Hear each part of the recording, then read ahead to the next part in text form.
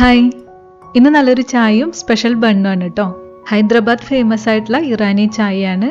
ദം ചെയ്യുന്ന രീതിയിലാണ് ഈ ചായ ഉണ്ടാക്കുക. ആദ്യം മൂടി വയ്ക്കാൻ പറ്റുന്ന ഒരു പാത്രം എടുക്കണം. ഇതിലേക്ക് നമുക്ക് 2 കപ്പ് വെള്ളം ചേർത്ത് കൊടുക്കാം. ഫ്ലെയിം ഓൺ ചെയ്തിട്ട് വെള്ളം ചെറിയ ചൂടാവാൻ തുടങ്ങുമ്പോൾ ഇതിലേക്ക് 2 ടേബിൾ സ്പൂണ് ചായപ്പൊടി ചേർത്ത് കൊടുക്കാം. 2 ടേബിൾ സ്പൂണ് ലെവൽ ചെയ്തിട്ടുള്ള അളവാണ് എടുത്തത്.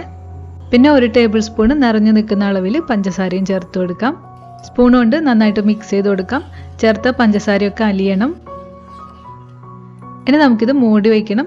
മൂടി വയ്ക്കുമ്പോൾ ആവി ഒട്ടും പുറത്ത് പോരുത്. മൂടി ടൈറ്റ് ആയിരിക്കണം. ദം ചെയ്തിട്ടുള്ള ചായയാണ്. അപ്പോൾ ഒന്നുകിൽ അല്പം മൈദയോ അല്ലെങ്കിൽ ഗോതമ്പ് പൊടിയോ എടുത്തിട്ട് കുറച്ച് വെള്ളം ചേർത്തിട്ട് ഒരു ഉരുള ഉണ്ടാക്കാം.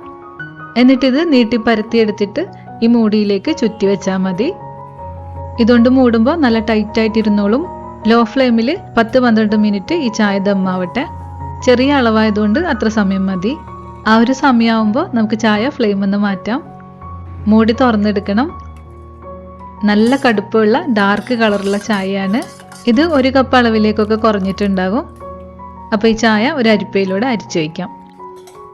ചായയിലേക്കുള്ള പാലിനായിട്ട് 2 കപ്പ് പാല് തിളപ്പിക്കാനായിട്ട് വയ്ക്കാം. ഇതിലേക്ക് നമുക്ക് കുറച്ച് ഏലക്കാപ്പൊടി ചേർത്ത് കൊടുക്കാം. 2 ചെറിയ ഏലക്കയുടെ ഉള്ളിലുള്ള കുരു എടുത്തിട്ട് പൊടിച്ചാൽ മതി. പാല് തിളച്ചിട്ട് നല്ലപോലെ കുറുകി വരണം. വേറെ വേറെ കാണിക്കുന്നുണ്ടെങ്കിലും നമ്മൾ ഉണ്ടാക്കുമ്പോൾ ഒരു ഫ്ലെയിമിൽ ചായയും ഒരു ഫ്ലെയിമിൽ പാലുമായിട്ട് വേഗം ഉണ്ടാക്കാം കേട്ടോ.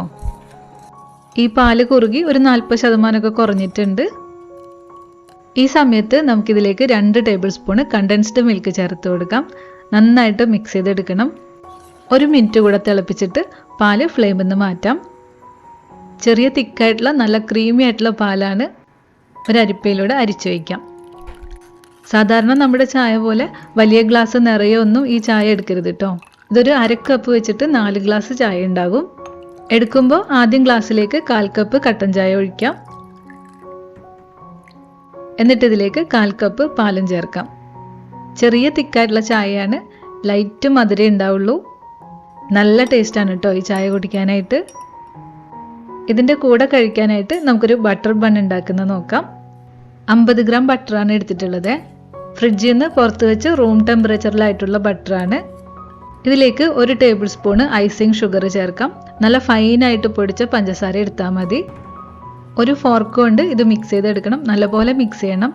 അൺസാൾട്ടഡ് ബട്ടറാണ് എടുത്തത്. ബട്ടർ മിക്സായിട്ട് നല്ല ക്രീം പോലെ ആവും. ഇനി നല്ല സോഫ്റ്റ് ആയിട്ടുള്ള ബൺ എടുക്കാം. എന്നിട്ട് ഈ ബണ്ണിൻ്റെ നടുവിലൊന്ന് കട്ട് ചെയ്യണം. ഇതിൻ്റെ ഉള്ളിലേക്ക് നമുക്ക് ഈ ബട്ടർ തേച്ച് കൊടുക്കാം. ഇഷ്ടമുള്ള പോലെ കൂടുതലോ കുറവോ ഒക്കെ സ്പ്രെഡ് ചെയ്ത് കൊടുക്കാം. ചെറിയ ബണ്ണാവുമ്പോൾ ഒരു 4 എണ്ണത്തിൽ സ്പ്രെഡ് ചെയ്തെടുക്കാൻ പറ്റും. മുകളിലും സൈഡിലും ഒക്കെ ഒന്ന് തേച്ച് കൊടുക്കണം. ഇത്രയേ ഉള്ളൂ. സിമ്പിളായിട്ടുള്ള ബൺ മസ്കയും ഇറാനി ചായയാണ്. ഈ ബണ്ണ് ചായയിൽ മുക്കി കഴിക്കുമ്പോൾ ഒരു പ്രത്യേക ടേസ്റ്റാണ്.